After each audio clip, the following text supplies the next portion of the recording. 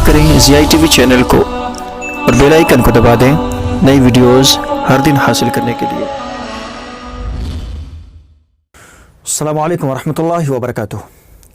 नाज़रीन किराम, एक बार तो फिर आपका इस्तक़बाल है ज़िया टीवी यूट्यूब चैनल के एपिसोड तकरीर कैसे करे में। नाज़रीन, इस एपिसोड में हम आपको बतलाते हैं तकरीर करने के तरीक़े।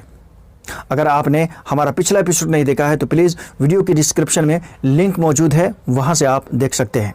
अगर आप हमारे चैनल पर नए हैं तो प्लीज़ चैनल को सब्सक्राइब करके जाएं और वीडियो पसंद आए तो वीडियो को लाइक और शेयर करें और अपना कमेंट ज़रूर किया करें।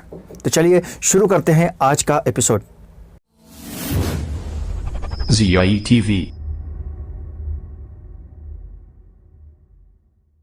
अस्सलामु अलैकुम वरहमतुल्लाहि वबरकातुहू।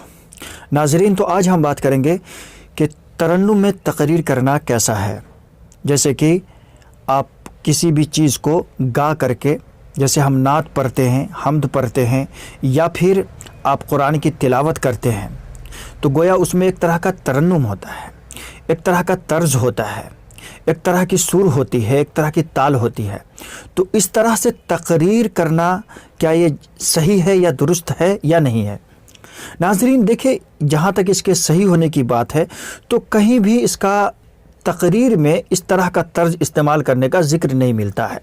रसूलुल्लाह सल्लल्लाहु अलैहि वसल्लम का जो तरीक़ा मिलता है तकरीर का, वो बस ये मिलता है कि आपकी आवाज़ें बुलंद हो जाती थीं, यानी आप तेज़ आवाज़ में तकरीर करते थे, जैसे कि कौम के लोगों को डरा रहे हों, समाज के लोगों को डरा रहे हों किसी दुश्मन से। इस तरह से आपके चेहरे लाल हो जाते थे, आपकी आंखें सुर्ख हो जाती थीं। तो ये अंदाज़ रसूलुल्लाह सल्लल्लाहु अलैहि वसल्लम का मिलता है, लेकिन ये कहीं नहीं मिलता कि आप गा करके तरन्नुम में, जो आजकल बहुत फेमस है, जो अक्सर लोग गाते हैं, है नहीं, कोई किसी लहजे में गा रहा है, कोई किसी लहजे में गा रहा है, कोई किसी लहजे में गा रहा है, और ये तर्ज और ये लहजा अवामुन नास में बहुत मकबूल भी है। गरचे मकबूल है, लेकिन ये लहजा, इसका ज़िक्र और सबूत इसका कहीं नहीं मिलता कि इस अंदाज़ में आप तकरीर करें।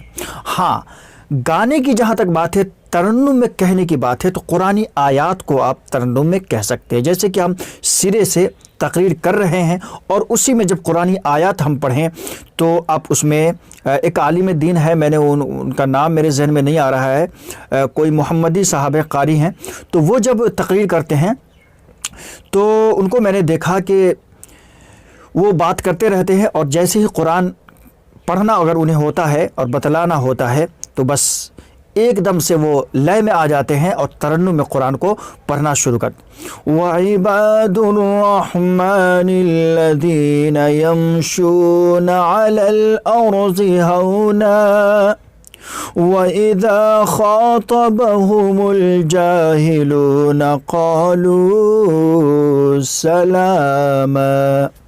तो इस तरह से मैंने उनको सुना है कि वो इस तरह से पढ़ने लगते हैं। तो अगर आप कुरानी आयात को तरन्नुम में पढ़ते हैं तो इसमें कोई मुज़ायक़ा नहीं है, लेकिन जहाँ तक और चीज़ों को आप तरन्नुम में गा करके, जैसे एक कव्वाल गाता है या एक शायर गाता है या एक नात ख़ां गाता है अपने कलाम को, तो उस तरह से तकरीर में का ये अंदाज़ कहीं भी मुझे अभी तक नहीं मिला है। इसलिए इन चीज़ों से गुरेज ही करना चाहिए। तकरीर में सिर्फ लोगों को अपनी तरफ माइल करना ही मकसूद नहीं होता, गरचे ये अंदाज़ आज बहुत ही मकबूल है, अवामुन नास में लोग इसको पसंद कर रहे हैं, लेकिन ये सही नहीं है, ये तरीक़ा दुरुस्त नहीं है। बल्कि आप इसमें ज़ोर से, बुलंद आवाज़ से गरजें, उस पर उसको डराएं, उस चीज़ से खौफ दिलाएं, ठीक है।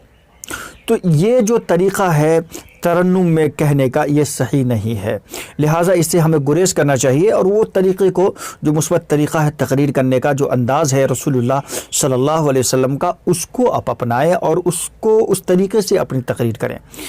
मैं समझता हूँ कि ये जो तरीक़ा आज समाज में, अवामुन नास में मारूफ़ हो गया है तरन्नुम में कहने का, ये एक के बाद एक लोग कहने की वजह से अब न जाने गाने پر بھی لوگوں نے جو ہے اب تقریر کرنا شروع کر دیا. ایک سے ایک عجیب و غریب لہجہ لوگ اختیار کرنے لگے ہیں, عجیب و غریب لہجہ ہے نہیں, کسی کا کچھ ہے, کسی کا کچھ ہے, کسی کا کچھ ہے, اور کسی کو میں نے دیکھا پوری کی پوری تقریر ہی بالکل گاتے ہوئے ہی ختم کر دیتے ہیں.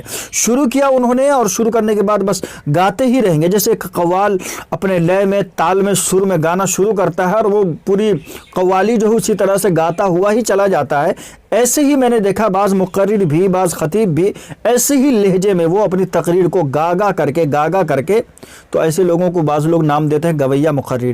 تو گویہ مقرر آپ نہ بنے, آپ وہ مقرر بنے, وہ خطیب بنے جو اپنی خطابت کے ذریعے لوگوں میں جانا جاتا ہو, پہچانا جاتا ہو, اور آپ کا انداز سب سے نرالا, سب سے عجیب ہو, سب سے الگ ہو, اور وہ طریقہ ہو جو مثبت طریقہ ہے رسول اللہ صلی اللہ علیہ وسلم کا, صحابہ کا. یہ چیزیں جو آج سماج میں معروف ہو گئی ہیں, بس یہ چند لوگوں کو ہی یہ چیزیں, جو جاہل قسم کے لوگ ہیں, قصہ کہانیاں جنہیں اچھی لگتی ہیں, جنہیں جو ہے گانا سننا اچھا لگتا ہے, جنہیں ترنم ہی, تو اس میں لوگ صرف ترنم پر ہی دھیان دیتے ہیں. ان کی توجہ صرف ترنم پر ہی ہوتی ہے, لہجے اور لے پر ہوتی ہے, باتوں پر نہیں ہوتی. تو باتوں کو اصل آپ نے عوام تک پہنچانا ہے, لہجے کو اور ترنم کو, انداز کو نہیں. آپ کا جو طریقہ ہونا چاہیے وہ طریقہ کہ جس سے لوگوں کو بات بھی سمجھ میں آئے, صرف ترنم اور لہجہ نہیں, بلکہ اس لہجے کے ساتھ ساتھ آپ کے کہنے کا مقصد کیا ہے, آپ کہنا کیا چاہتے ہیں, کس چیز سے ڈرانا چاہتے ہیں, کس چیز سے دھمکانا چاہتے ہیں, کس چیز کی طرف لوگوں کو توجہ دلانی چاہتے ہیں. تو یہ ساری چیزیں ہیں. صرف لہجہ اور انداز یہ اتنا ضروری نہیں ہے جتنا کہ ہماری باتوں کو ان تک پہنچانا ہے, ہماری باتوں کو سمجھانا ہے. تو سمجھانے کا جو طریقہ ہے وہ وہی ہے جو رسول اللہ صلی اللہ علیہ وسلم کا ہے. اس سے اچھا طریقہ فإن خیر الحدیث کتاب اللہ وخیر الہدی ہدی محمد صلی اللہ علیہ وسلم. تو محمد رسول اللہ صلی اللہ علیہ وسلم کے طریقے سے بہتر کسی کا طریقہ نہیں ہے, یاد رکھیں. تو اس طریقے کو ہی آپ اپنائیں.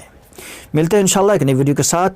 ویڈیو کو لائک اور شیئر کر دیں, اور اگر کوئی سوال ہو تو کمنٹ کر کے کر سکتے ہیں. السلام علیکم ورحمۃ اللہ وبرکاتہ. مولاي صل وسلم